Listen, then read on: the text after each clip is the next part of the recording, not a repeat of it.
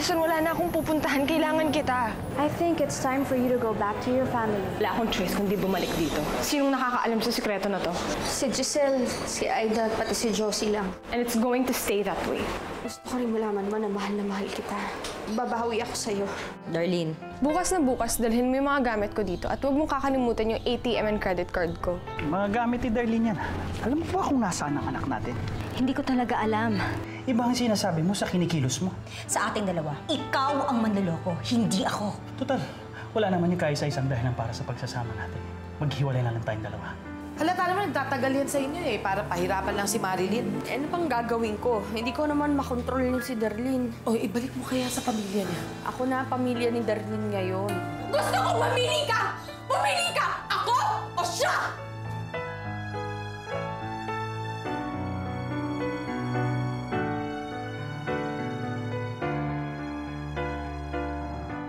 Darlene, hindi naman kailangan umabot sa ganito.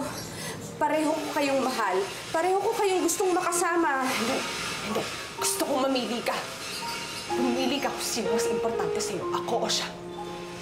Huwag mo kang diktahan yung nanay ko. Ang kapal din naman ang mukha mo, papiliin siya. Wala ka nang galang sa kanya.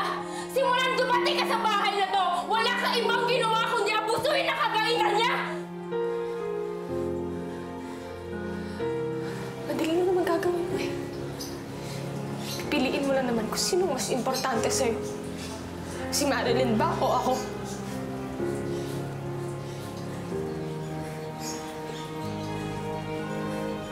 Huwag mo naman sa akin kami.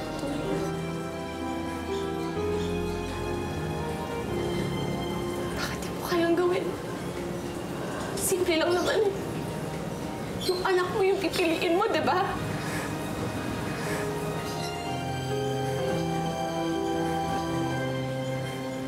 Sige. Madali naman ako kausap. Darlene! Sandali lang! Hindi na siya pigilan! Darlene! Nay!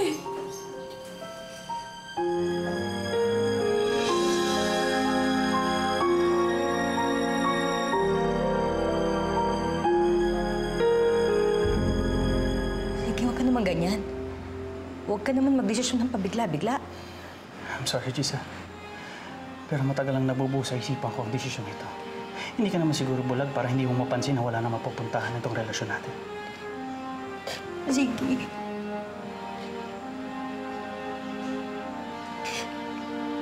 Huwag ka naman dumagdag sa problema natin. Hanapin mo na muna si Darlene, tapos tsaka natin pag-usapan yung mga bagay na ganyan. Sige, Gisa. Pagbibigyan kita. Pero sa oras na makabalik ang anak natin, wala nang makakapigil sa akin para kausapin ng abogado ko, and I think you should do the same.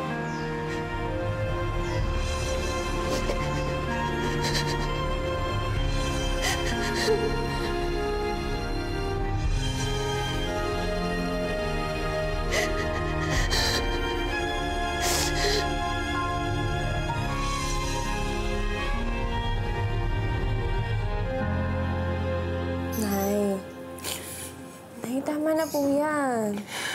Ano yun, dapat pinag-aaksayahan ang panahon niyang si Darlene. Iba na ang ugali niya. Hindi na siya yung Darlene na kakilala natin. Anak, naguguluhan lang si Darlene. Kailangan ikaw yung umunawa sa kanya. Dapat inintindi mo na lang eh, para hindi umabot sa ganito. Eh naman, anong gusto mong gawin ko? Magsawalang kibo na binabasos-basos kayo harap-harapan? Kaya mabuti pa pauwiin niyo na lang siya. Baka pag nalaman ng mga karbonel, mas lalo pa tayo mapasama. Kailangan ni Darlene ng pang-unawa, anak. Dapat di ko na lang siya pinayagang umalis eh. Baka kung ano nangyari doon. Nay, bakit pakiramdam ko kamping-kampi kayo sa kanya? Tsaka bakit ang lakas ng loob niyang papiliin niya kayo kung ako ang pipiliin o siya? Na para bang alam niya na siya yung pipiliin niyo. Meron ba kayong hindi sinasabi sa akin, Nay? Anak, huwag ka na lang mag-isip ng kung ano-ano. Tinutulungan ko lang si Darlene. Parang sa isang kaibigan. Iiwan mo ba ang kaibigan mo kung nagigipit siya?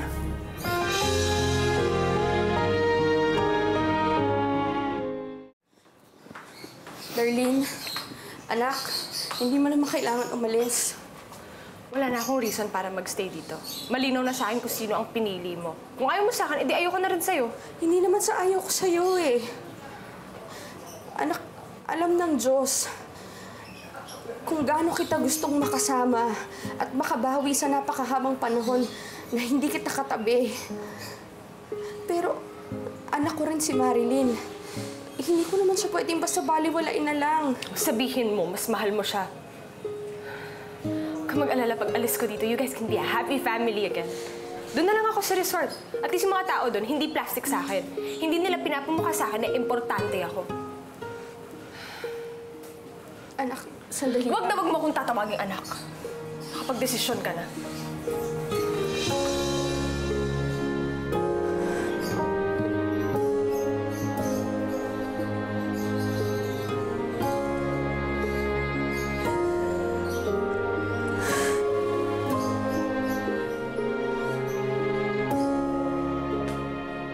Gusto ko intindihin si Darlene.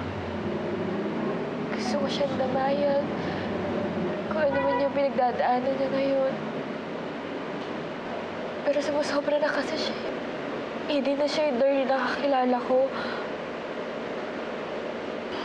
Naiintindihan kita, Marilyn. Alam ko yung sakripisyo mo. Gusto mong intindihin si Darlene. Tiisin mo na lang, Bea. Alang-alang sa nanay mo. Yun nga po yung masakit, Mama Josie. Ginagawa ko ang lahat para lang mapalapit sa kanya. Pero bakit niya kailangan gawin yun? Bakit kailangan niyang papiliin yung nanay ko sa aming dalawa? Ano bang gusto niya palabasin? Alam mo naman si Darlene kay ESPN eh, di ba? Uhaw na uhaw sa pagmamahal ng nanay. Alam mo rin kung paano siya dinedegma ni Giselle.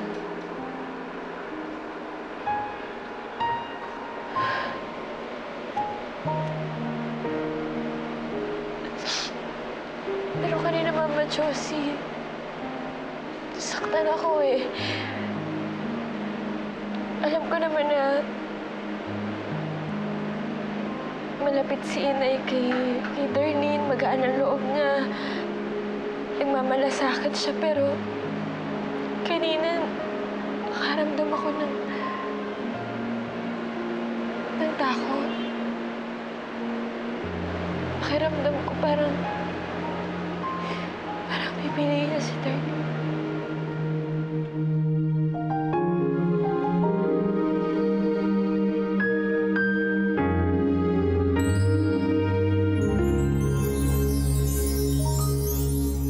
Ano, wala pang balita? Ano ba sasabihan niyo kami, ha? O sige. Bilis-bilisan niyo naman kumilos. Daddy? Eto na! Ano nangyari sa'yo? I'm so worried about you. Saan ka pa nanggaling? Pasensya na ho kayo, pinag-alala ko kayo. Nagpalamig lang po ako sa bahay ng kaibigan ko. Ano bang nagpalamig? Alam mo ba na sobrang nag-aalala kami dito dahil ang akala namin kinidnap ka? Pati ang operation ng resort nagkagulo-gulo sa paghahanap namin sa'yo. Pasensya na ho, hindi na ho mauulit. Talagang dapat hindi na maulit dahil sawang-sawa na ako. Sa susunod na mawala ka pa ulit, huwag ka nang babalik, ha? Sobra ka magpaalala ng mga tao. Darlene?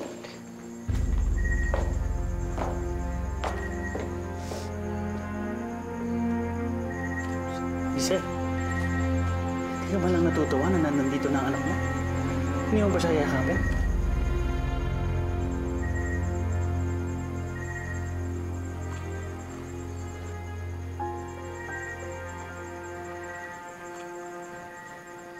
Itutuloy natin ang palabas na to. But from now on, I am calling the shots.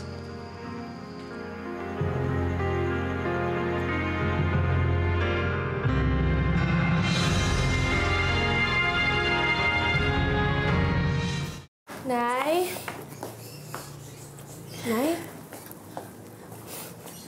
Nay, bakit kayo umiiyak? Inawin na naman ba kayo ni Darlene? Wala na si Darlene, anak. Malis na siya, hindi natin siya makakasama. Kaya siguro, mabuti na yun ang nangyari. Para sa ganun, magkaroon naman tayo ng katahimikan dito sa bahay. Nag-aalala lang ako sa kanya, anak. Kawawa naman siya. Baka pagalitan siya ni Madam Charito dahil naglayas siya.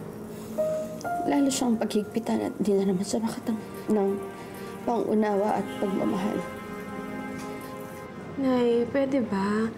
Tigilan niyo na yung pangumblema sa buhay ng ibang tao. Hindi siya ibang tao. Ang ibig ko sabihin, gusto ko sana kasi tumito na lang siya para maalagaan ko. Kung pwede nga lang sana na magkasundo na kayong dalawa para wala nang gulo. Para pwede tayong tumira dito na parang isang pamilya. Kung meron lang sana akong paraan.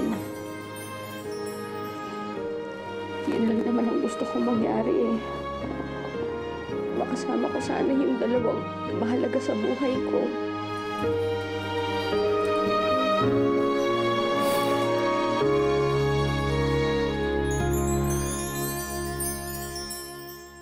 Dahan-dahan lang, pwede.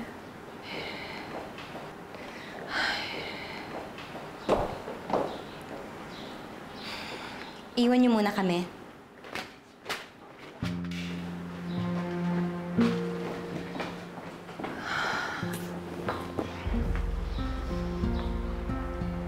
Hindi ko akalain na babalik ka pa dito. Nung huli tayong nag-usap, malinaw na malinaw na gusto mong tumira kay Perlita kaysa bumalik ka uli dito. Hindi siya yung taong kilala ko. Hindi siya yung anghel gaya ng iniisip niyo. Actually, wala nga kayong pinagkaiba Dahil kahit na alam niya na ako ang tunay niyang anak, mas mahal niya pa rin si Marilyn kaysa sa akin. Iniwan mo si Perlita dahil nagsiselos ka kay Marilyn?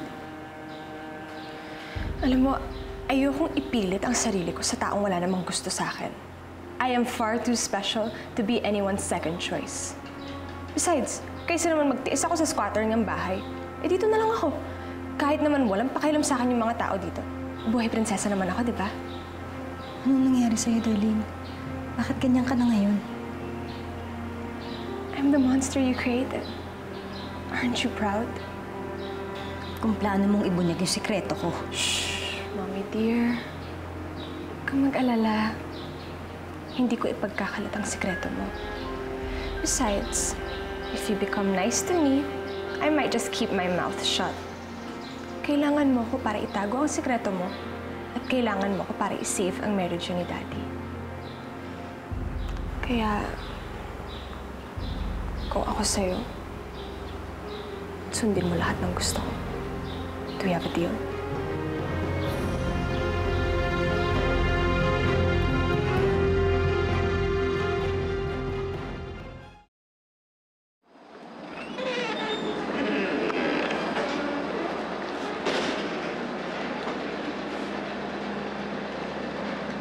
Marilyn. Kanina ka palutang dyan, May problema ba? Jerome, may konting problema lang kami sa bahay. Pero ayos lang, kaya medyo lumulutang din ako. Sorry. Nagkatampuan na naman ba kayo ni Aling Perlita? Hindi, Jerome. Okay lang kami ni Inay.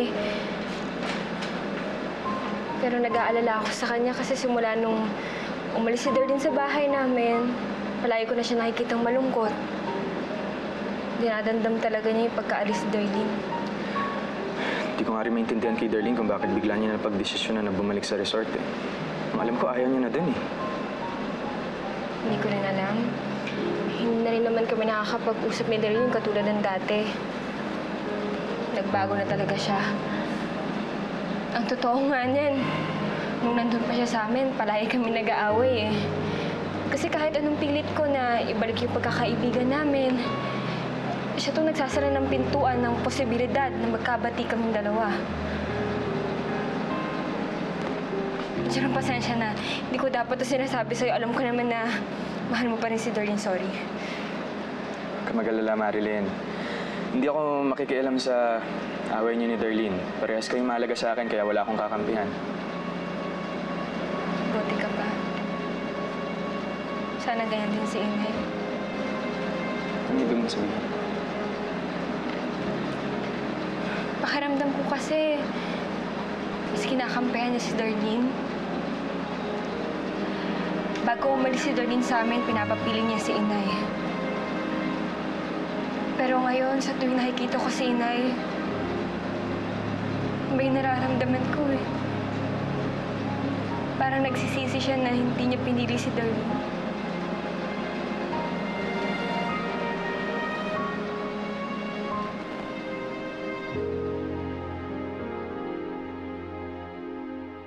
Mababaliw na ako sa kakaisip ko anong lagay ni Darlene ngayon dun sa resort.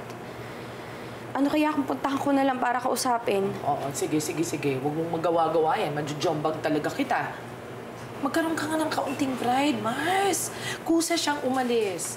Kung may pagpapahalaga siya sa'yo, kusa siyang babalik. Uunahin ko pa ba yung pride na yan? Josie, mahal kong batang yan. Hindi ko kayang mawala siya sa akin. Tsaka ang dapat na pinapakita ko ngayon sa kanya, yung pagmamahal ko. Alam ko, Mars, na-excite ka nang magpakananay dyan kay Darlene. Kaso, komplikado yung sitwasyon ngayon. Andyan si Marilyn, di ba? Buti sana kung kay ni Giselle, di sulian na lang kayo ng anak. Alam mo naman, hindi mangyayari yan eh. Ano ba dapat kong gawin? Mars, hayaan mo muna siya mag-isip-isip. Sige na, nang ma-realize niya yan, ipagdasal natin, ma-realize niya yan na si Marilyn hindi niya yan kaagaw sa'yo. Tsaka pagdasal natin na magkasundo sila dahil kapag hindi nangyayari yan, hindi mo pa rin naman makukuha yung pamilya gusto mo eh.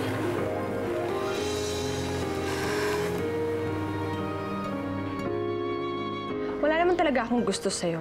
Ginamit lang naman kita at ikaw tatanga-tanga ka, nagpagamit ka naman. Tanga-tanga, ah. Teka, bitawan mo nga ako!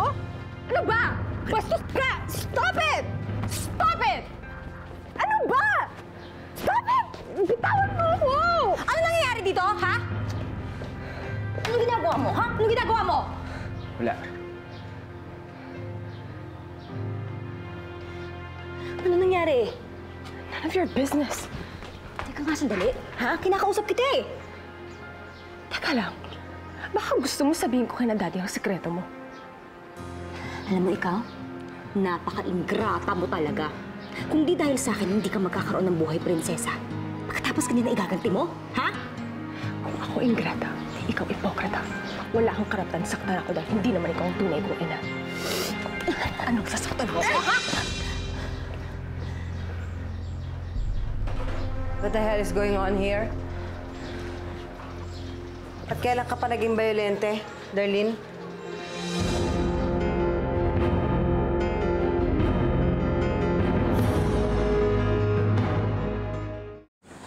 Mama, napagsabihan ko kasi si Darlene.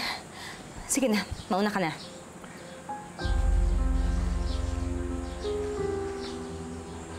Kahit na. Hindi sapat yon para mag-ugaling squatter siya. Anong nangyayari dito? Hayaan na lang natin siya, Mama. Hindi naman siguro niya sinasadya yung pagkakatulak niya sa akin eh. What's going on? Giselle, dati-rati, isang kibot ni Darlene na kasinghal ka. Ngayon, binastos ka, sinaktan ka, ipinagtatanggol mo pa? Gusto ko lang naman makabagay sa anak ko. Talaga?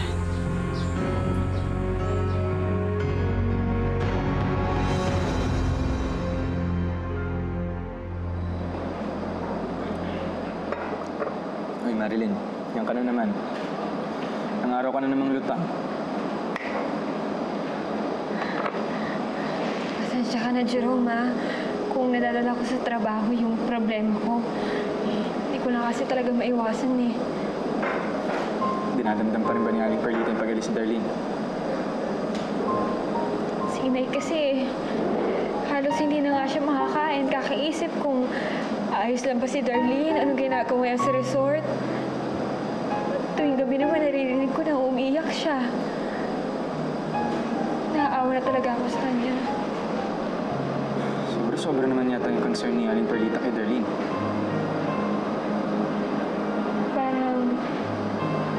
Parang anak na kasi niya si Darlene. Kaya kung meron man ako pwedeng gawin para magkaayos kaming dalawa ni Darlene, gagawin ko yun eh. Kakalimutan ko lahat ng sama ng loob ko sa kanya. Para lang kay nanay.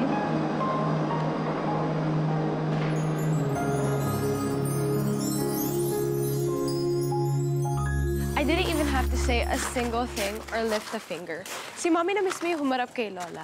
Para akong may personal lawyer na nagtatanggol sa akin. Paano naman nangyari yun? At siya, bakit bigla kayo naging close dito, Giselle? Spill it, girl. I know you're holding back something. Siguro, na-realize ni Mommy na kailangan niya ako para hindi siya hiwalayan ni Daddy. Tsaka, mabuti na rin to, no? Because I have Mommy wrapped around my finger. Anything I want. You mean anything? Anything.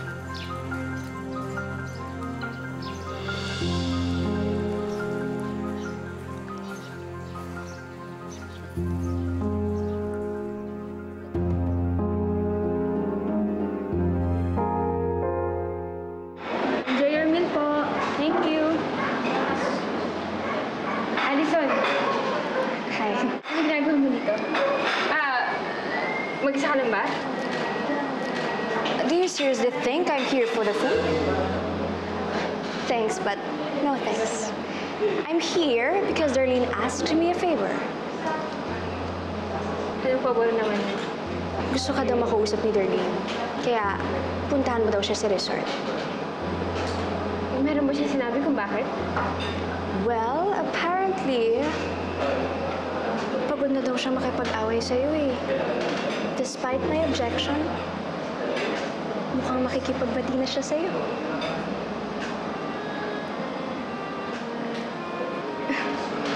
Sige, pupunta ako. Salamat ah. Very good. Alright, bye.